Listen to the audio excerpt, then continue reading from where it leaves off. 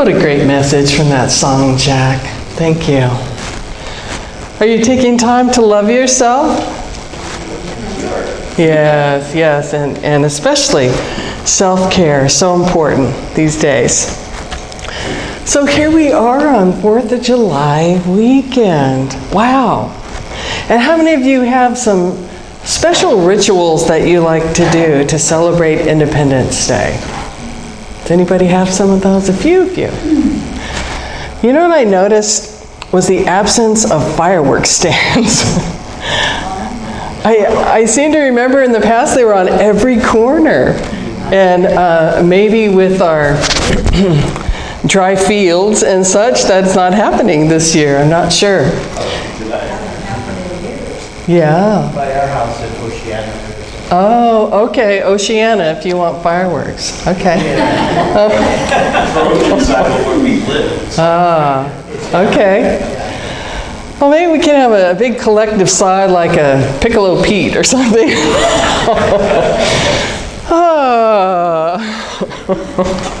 One of my rituals is walking around my neighborhood and seeing the kids with their sparklers dancing around. They're so happy and free and joyful. I just love that. And I pray that their parents gave them a safety lesson. So freedom is what we're talking about this month. There's so much, it's such a rich subject right now. And we're going to be focusing on these spiritual freedoms that we have been endowed with as blessings from our Creator. These are freedoms that no one can take away. No one can take away these spiritual freedoms.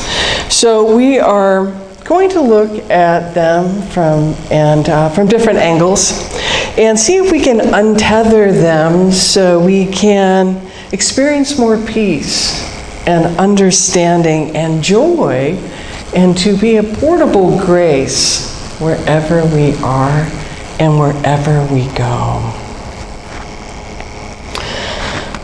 So let us begin by aligning and amplifying with the divine nature of our being with some affirmations. We like to do these at the beginning of every month.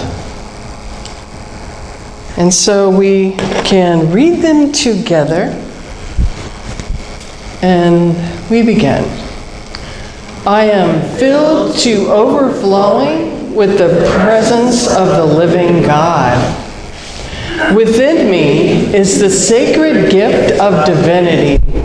I live it and give it freely. The dynamic vibration of freedom shatters all limitation in my life. Love, peace, and possibilities break out everywhere I go. The essence of gratitude lifts me up, lights me up, and loves me up. I name it and claim it, and so it is. Amen. Doesn't that feel good? That is our true nature, isn't it? To feel good, to feel whole, to feel our wholeness, to feel our vitality, to feel our aliveness, our natural state.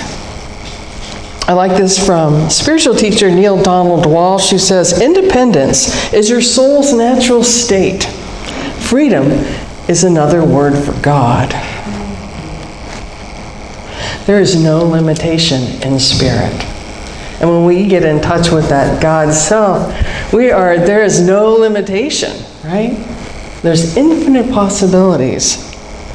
And so isn't that why we gather, why we pray, why we listen to spiritual music and meditations and lessons, to free ourselves from any limiting thoughts, worries, fears, doubts, indecisions, to free ourselves, to release any illusion that we could ever be separate from God.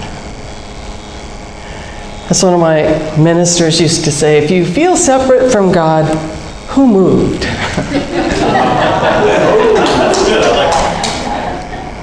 So So there's a lot of discussion in our world and in our country right now about freedom, about what it means, who has it, if it's going away, how to get it back, how to be with this ever-changing kaleidoscope of experience that we're in right now. And so we're looking at our spiritual freedoms and how we can use those. I love the daily word that you read, Dorothy, because it reminds us that we don't always get to choose our experience, but we do always get to choose what we make it mean and how we show up in it. And we can use our spiritual freedoms to do that, to maintain our center and our peace. So our spiritual freedoms of faith, to believe in a higher power, to entertain a best case scenario, our spiritual freedom of imagination, because that is a power that we can use in many different ways, right? To imagine the worst or to imagine the best, to imagine a world we want to live into. So a lot of reflection this month, and we can ask ourselves, am I free to follow my dreams, pursue happiness, and live with a liberated heart? Do you feel free to do that? Well, some days, maybe the answer is yes, and some days it might not feel like it at all, right? Some days it's maybe easy to get bogged down in the ruts of human condition consciousness. And I admit I've had those days too, where I just think, what planet am I on?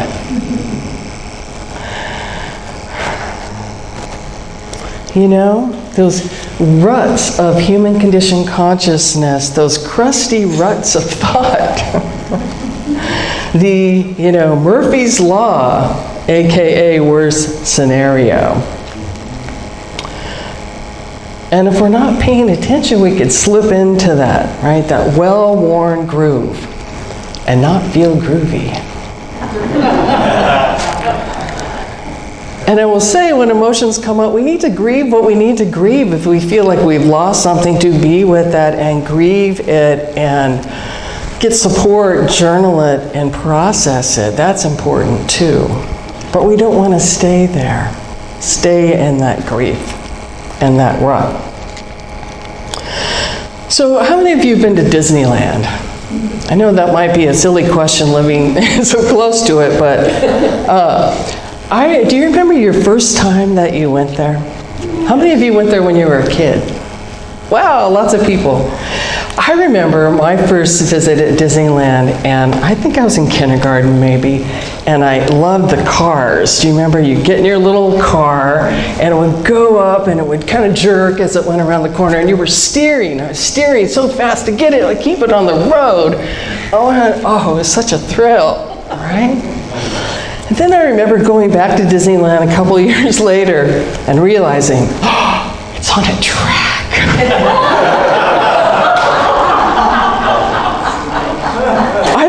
Steering and keeping up from falling. It was on a track. Boy.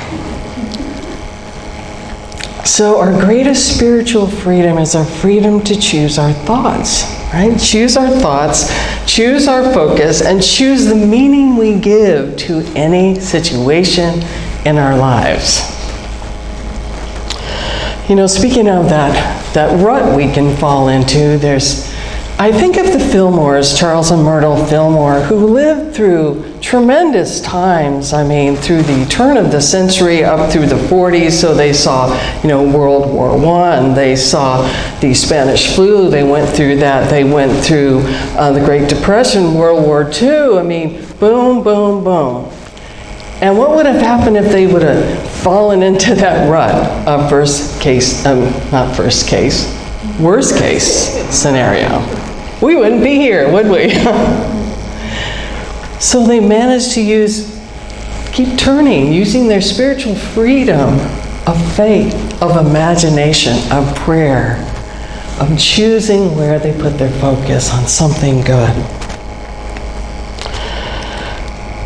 So The good news is if we slip into that negative rut, we can always get out of it. And true freedom is one new thought away, the road home. So we have the center, this divine center, the center of consciousness that is always stronger than any negative pull on it. We have this strong center. And so we get to choose who we will be in any situation. And I want to share this story with you that has to do with these feathers. How many of you have been to Unity Village, I would say in the past few years? Anybody? Yeah, we haven't traveled much in the past couple of years, have we? So if you can see some writing on some of them, and on many of them have writing on the back too. And this was a project by a Unity minister who's the head of the Unity Arts at Unity Village. And she had this vision, Reverend Jen Hutchins, she had this vision that, it was during the pandemic. And, everything was shut down. People were watching online. No one was gathering. But she had this vision of a way to bring people together in hope and in prayer. And so she put out a word in social media that anyone who chose could print out the feather template and make their own design on it with a prayerful thought and send it to her. And she said she opened each letter and prayed with the person in their prayer. And there were many tears, she said, as people shared what they were going through in letters and such, but positive intentions, prayerful. And she and her team put them together, the Unity Angel Wings. Isn't that beautiful? And that's Reverend Jen right there. And this is at the Unity Village Cafe. It was completed and unveiled and just in time for their reopening after a year and a half. Over 300 responses came in from people down the street to as far as New Zealand. So when we lift up, when we use our spiritual freedom of imagination, of faith, of connection, wonderful things can happen that bless so many.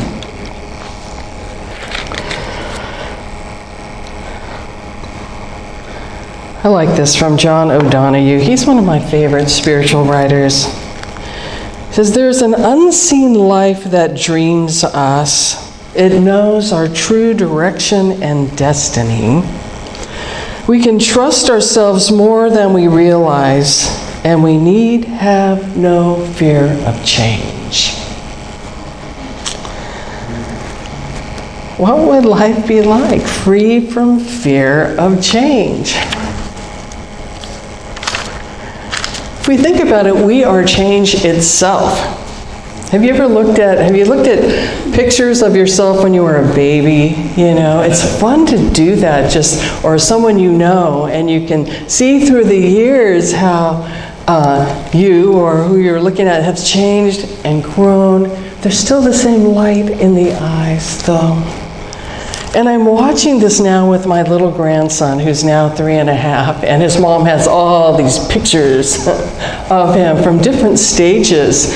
And the transformation is so startling, just visually, physically, as well as I'm seeing his internal process too, as he's growing and changing. And just watching him dance and sing and move in the groove of best case scenario. So it's a good reminder that we have that choice too. Even in the midst of uncertainty, adversity, and unpredictability, to move in the groove of best case scenario. So how would this approach affect or influence your choices right now? And what perspective, this perspective, have you say or do or dwell on?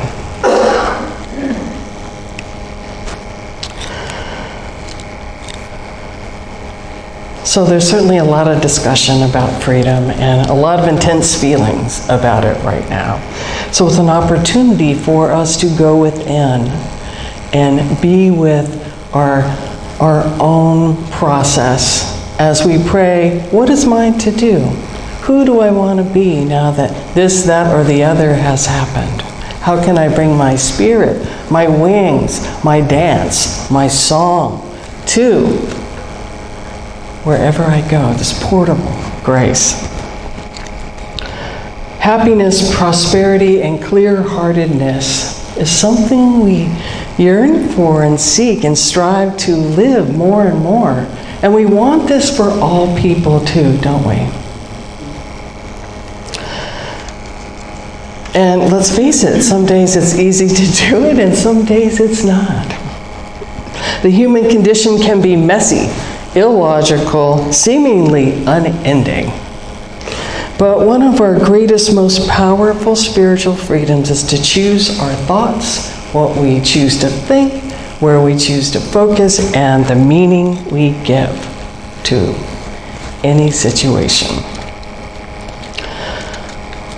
So we're reminded that we can summon the best case scenario, which brings with it compassion, patience, understanding, as we embrace the human condition and express the spirit, staying centered in those wings, centered in God, knowing there are many perspectives, many worldviews, many personal experiences, keeping us centered in God.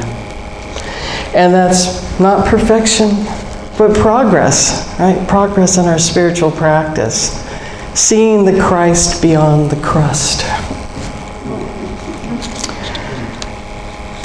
And most of the time, it's the crust of the scales on our own eyes, isn't it? Judgments that get in the way. But when we turn to our sacred center, that God self, that sacred center within, it dissolves the fossilization of separation and returns us to the aliveness of being one human family, one spiritual human family, going through this thing together here on planet Earth, this evolution.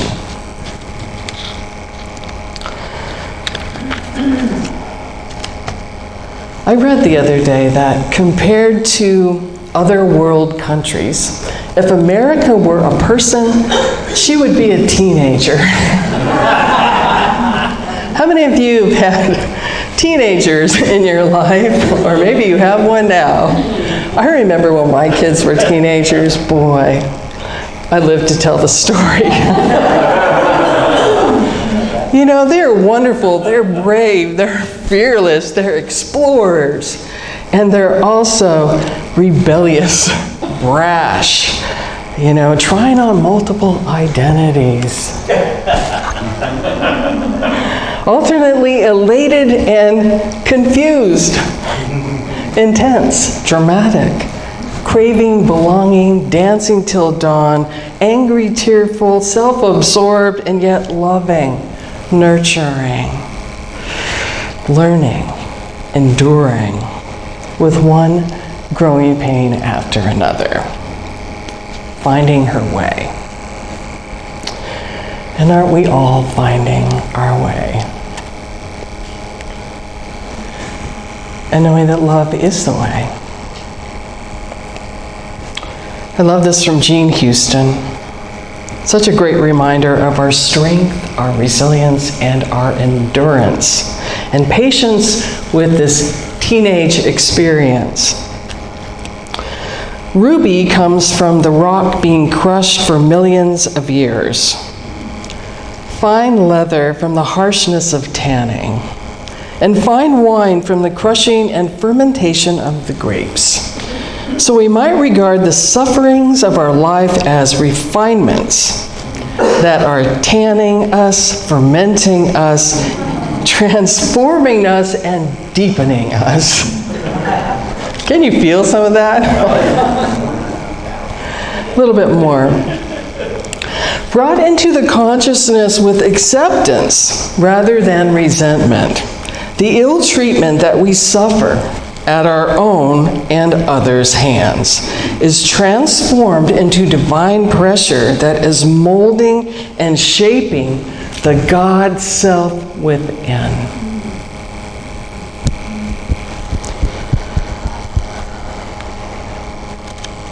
So if you find yourself some days feeling pressured or crushed or dismayed or out of place, remember, collectively, we're in the land of teen spirit.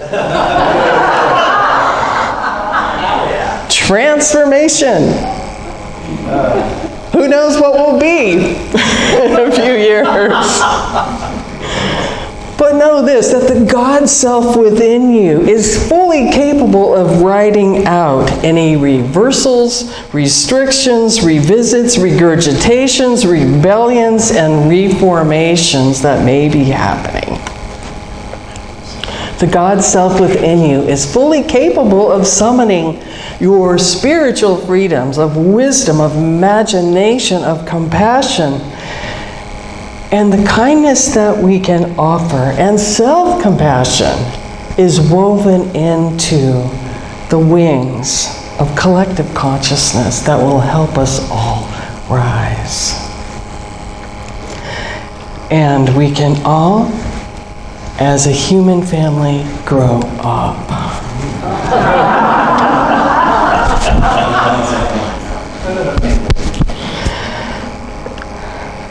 A wise person once said, "All that's right with America can solve what's wrong with America."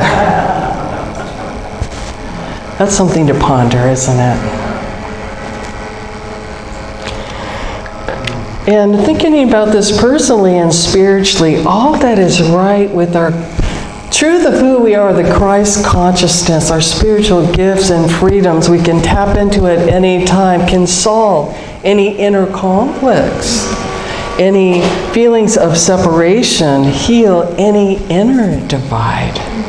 And we know that trickles out. Because inner peace and freedom go hand in hand. If we're perpetually angry, blaming, resentful, upset, we're not free. We're not free. Not free to think rationally or to access creativity, not free to build a bridge when we're throwing bricks. Not free. I like this too, this reminder that what we don't transform, we transmit. Meaning that when we feel hurt or wounded, if that pain is not transformed, it will be transmitted in a anger or sarcasm or a nasty reply on social media. So it's important that we do our inner work to be part of that God's love made visible.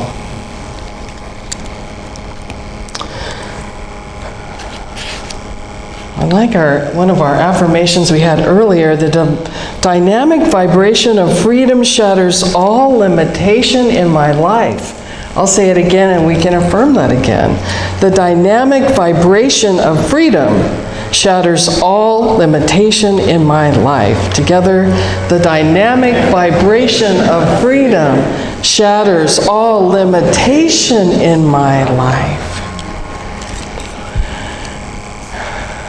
I am free with the freedom of spirit. Together, I am free with the freedom of spirit. As Jesus, our master teacher and way shower, said, "Peace I leave with you, my peace I give to you. I do not give to you as the world gives. Do not let your hearts be troubled, and do not be afraid. So we can turn to that Christ within. We can turn to that beauty of nature, that experience of awe that we sang in that first song of God Bless America. America does need a blessing right now, as does every country in this world. So we go into the energy of blessing. There's a neuroscientist who was talking about what happens to our brains when we have experiences of awe. Where do you experience awe and wonder? Maybe it's out in nature, or listening to the birds out your window, or an experience with your pet, or in a baby's smile. So to have those experiences of awe and wonder, there's something that happens up here that gives us hope. Hope and warms the heart and brings us back to our wholeness, our vitality, our aliveness, and our connection with all people and all life.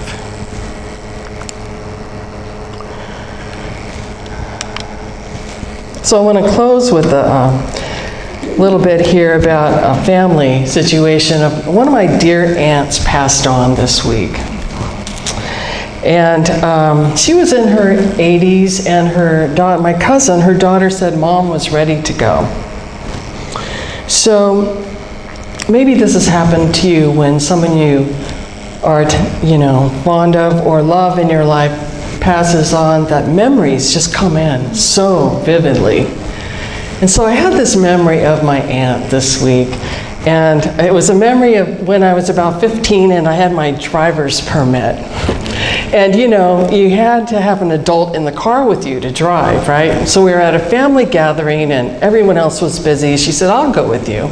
So I got to drive the little Datsun. I remember chugging up Tamarack with that. And we were coming back from the grocery store, which I think is Vaughn's now. It used to be Safeway on Tamarack there. And I don't know if I braked too hard or something, and she shrieked. I scared her. And I looked over at her like, uh-oh, she just started yelling at me. But our eyes kind of met, and instead of, I was bracing for it at the stop sign there, and instead of yelling, she burst into song, full blast. Born free as the wind blows.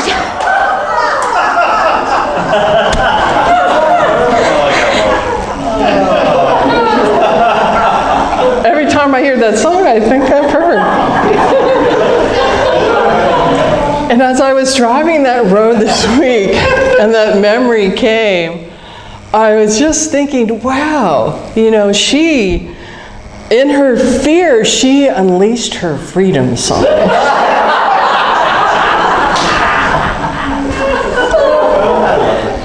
We can do that too, no? And years later, I discovered she had never learned to drive her whole life. So she had no clue what a driver might anticipate or do. But she knew what to do in the face of her fear, which was sing her favorite song. She sung herself into a best case scenario.